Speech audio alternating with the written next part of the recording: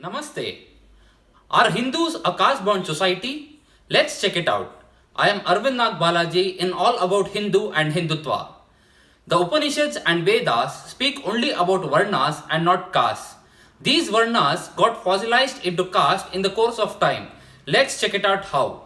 If we refer to the Vedas, the Brihadaranyaka Upanishad of Shukla Yajurveda says that in the beginning there was only one Varna, that is Manushya Varna. Later, to fulfill the needs of religious and ritualistic works, a Varna called Brahmana was created.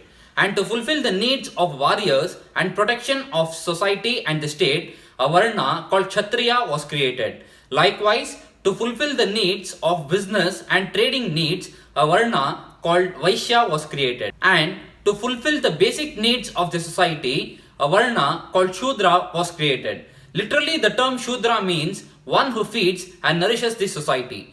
This was the basic division of work in the society, and on the basis of division of work, the Varna was created. We can also refer to Purusha Sukta, which says, Brahmanosya Mukhamasid, Bahurajanyah Kritaha, Uru Tadasya Advaishyaha, Padbhyagum Shudro Ajayata. It depicts that the different Varna is born from the different part of Lord Vishnu, but actually it depicts the division of work. To explain it in the simple terms, Brahmanosya Mukhamasit means one who is born from the face.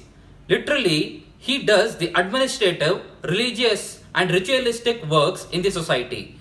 Bahu Rajanyah Krutaha means Bahu means the shoulders, Rajanyaha means the king. So the king uses his shoulders to protect the society and the state. Uru Tadasya Edvaishyaha. Uru means the thighs. In earlier times, the traders and businessmen moved from place to place in conduct of business. So that's why it is said they are born from the thighs of the Lord. And in the end, Padbhyagum Shudro Ajayata. Padbhya means the feet. They are the support structure of society with which all the basic needs of the society are fulfilled. This is the depiction of Varna we find in the Purusha Sukta.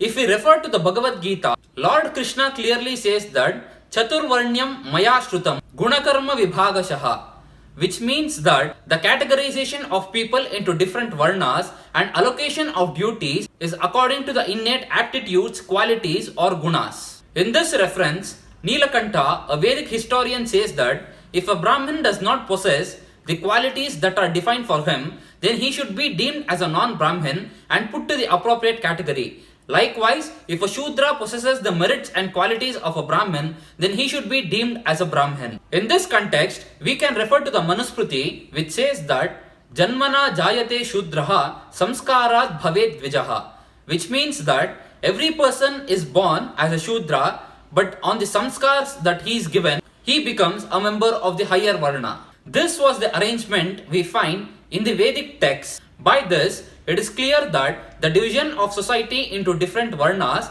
was based on the basic aptitudes, tendencies and dispositions called as gunas. The Vedic texts also tell what are these gunas. The gunas are divided into three, that is Sattva, Rajas and Tamas. Sattva are those people who are generous, humble, compassionate, righteous and contented. Rajas are those people who are aggressive, valorous, bold, dominating, violent and acquisitive nature and also the trading nature. Tamas means lack of initiative, sloth and dullness. And basing on these three gunas, there was a division of people into different Varnas. The Mahabharata says that the categorization of people into different Varnas was decided basing on innate tendencies of persons due to the interplay of these three gunas.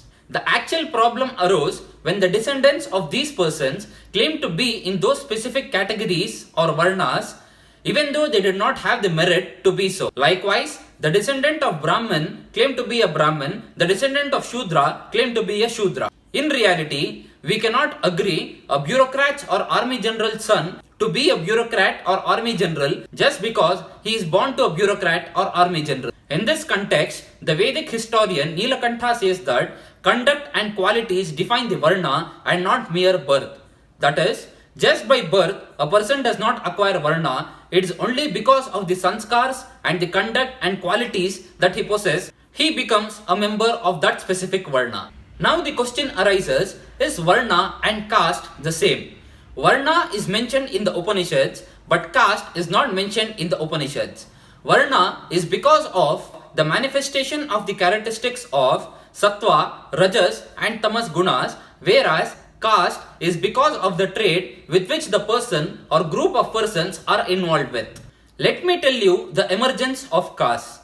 India was mostly a rural society where village was a self-contained economic unit where the weavers produced cloth, ironsmith produced implements, goldsmith produced ornaments and so on. Expertise in these trades consolidated in the form of caste and resulted in intermarriages only among those specific groups to preserve and promote such expertise. In this way, castes have seemed to come into existence because of transformation of Varna into different castes due to the traits with which the person or group of person were involved. Now, should we follow this caste system? Certainly not. It seems to be diminishing the bonds of unity and cohesion among Hindus. We Hindus have to transcend beyond the frontiers of caste and stay united under the one umbrella of Hindu. The reformation of Hindu society will be possible only by evolving a religious authority by educated Hindus and reiterate the spirit of Upanishads in order to bring about harmony in the society. Dhanyavad.